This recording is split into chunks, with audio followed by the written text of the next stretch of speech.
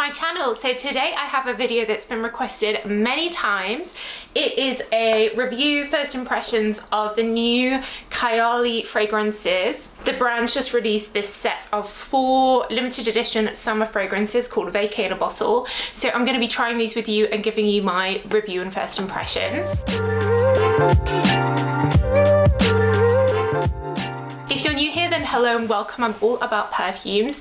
I do have videos on all the other Kayali fragrances, so I'll leave them linked down below, along with the links to where you can get these, where they're available around the world. The set of 4 is around £88, and you can also get a set of 4 samples, which is around £12. So the Kayali brand is owned and run by Mona Katan, the sister of Huda Beauty, Huda Katan, and I have met Mona a number of times, and she's the loveliest person. And as like a female perfume brand owner, I have been able to ask her so many questions, and she's been so lovely and helpful around like business and questions around setting up and running a perfume brand. So she really is a lovely lady. And these actually came as part of a PR package, which is super cute. It came with this whole Kayali beach towel, and there is even a blow up lilo here as well. So definitely feeling the VACAY summer vibes. And what we actually have is these really cute cards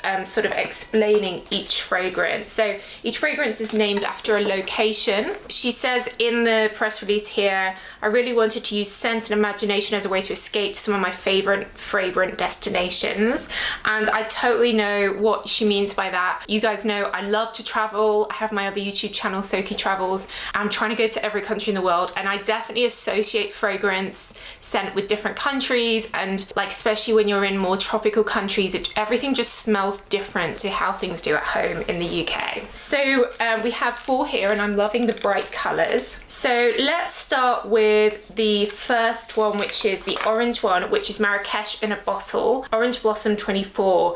And Marrakesh is somewhere I have been, in Morocco of course. So this is quite a green orangey perfume. It says here, Marrakesh in a bottle is very sensual, mysterious and warm. It's how I picture and imagine Marrakesh to be. So this has orange blossom in, hence the orange colour bottle, but it's definitely a very warm orange blossom. At first I got quite a few green notes, kind of like a neroli. Then it says top notes, middle notes, dry notes, musk, amber, vetiver, Kayali signature accord. Ooh, I don't know what that is, that's new. Top notes, bergamot, pink pepper, and a hint of Turkish rose. There's definitely a hint of something slightly Middle Eastern. I think it must be the Turkish rose in there. If I haven't read the fragrance notes, I would say that it had almost like a hint of saffron in. It reminds me of some of the fragrances from like Penhaligon's in their Trade Route collection, Chloe Nomad, where there's like a hint of a slightly spicy undertone. So it's not like super orangey, super orange blossomy. And it definitely, for me, definitely does evoke feelings of Marrakesh, all the sort of spice markets and everything, but then it is a very lush city with lots of like different plants and stuff everywhere. And orange blossom of course grows really well all around the Mediterranean. So I think that's really nice. It's very classy, it's very wearable, and it's not what I expected from something called orange blossom. I thought it might just be a simple orange perfume, but it's actually got a lot of different other ambery, woody notes going on underneath, when that's slightly spicy, but only like slightly, like 5%. But definitely, yeah, I definitely really like that. I think that works really well. So next up we have Capri in a bottle, lemon sugar. So Capri is in Italy on the coast. I have not been to Capri because it's very expensive. So lemon sugar, we're obviously having a phase of lemon sugary dessert perfumes. We've had Acro's Bake, we've had Dolce & Gabbana Devotion. I don't know who the perfumer is for these, but I wouldn't be surprised if it is the same perfumer, Olivier Crest, because he did work with Kayali on the pistachio release. So this is quite a sharp citrus. It's not as sweet as I thought it was gonna be. I wouldn't say this is gourmand. There's a freesia note in here which is coming through, a floral note. It's got a little bit of a warmth to it. It says here, dry notes benzoin, vanilla, middle notes lemon blossom, freesia, lemon, bergamot, pear. I think it must be the benzoin vanilla that I'm getting, because it doesn't feel super sugary. It feels quite warm in the dry down, like a Do you know what it reminds me of? It's like a lemon tea, like if you have a cup of like herbal tea, lemon tea. So it's like lemony, but it's very warm. It's not like super fresh, and it's definitely not sugary, white sugary. It's more deeper ambery vanilla underneath, and it's not overly sweet. Again, it feels like a bit woody underneath. So these definitely have quite a lot of character. They're not just simple like summer, you know, that could easily have just been just another lemon, but that's got quite a lot going on there. That's really interesting. So next we have Maui in a bottle. This is another place I've not been in the Pacific, and it's called Sweet Banana. You guys might know I actually hate bananas and the smell of bananas, so I'm nervous for this one. Ooh. So this has a lot of coconut in. This is definitely very coconutty, and it doesn't smell super banana-y. It's kind of like a banana leaf.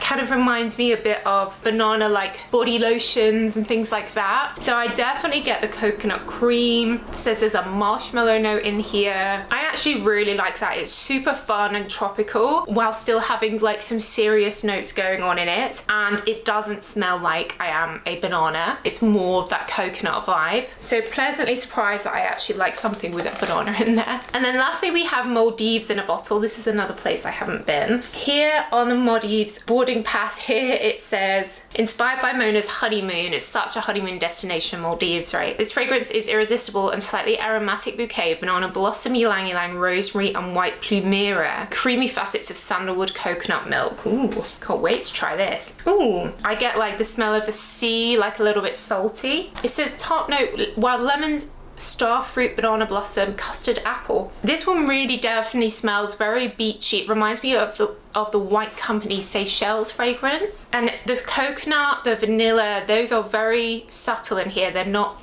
as strong as they are in the other ones. And I am getting a little bit of a sort of aromatic ylang ylang and the rosemary. To me, this definitely smells like being by the sea, the smell of like the wind and the sea. I would definitely class this as like an oceanic fragrance. And I think the blue color bottle represents that well. And it's definitely the lightest out of all of them. So overall, I would say that I am really impressed. I feel like these are all really quite thought through fragrances that have lots of different notes in, that change, that have a journey, and that have like a depth to them as well, particularly the first three. I think they're all very interesting and something you could keep. You could have the sample set and you know, keep trying them and wearing them and layering them and stuff, and there's quite a lot going on. They're quite complex, and they definitely all smell very classy and elegant. They don't smell sugary or, you know, like a Victoria's Secret body spray or something. They're all classy scents. So these are definitely Soki approved. They're really interesting, and I think they are limited edition, but I can imagine if one of them is super popular, it will probably, you know, maybe they'll bring it back permanently. I don't know. So definitely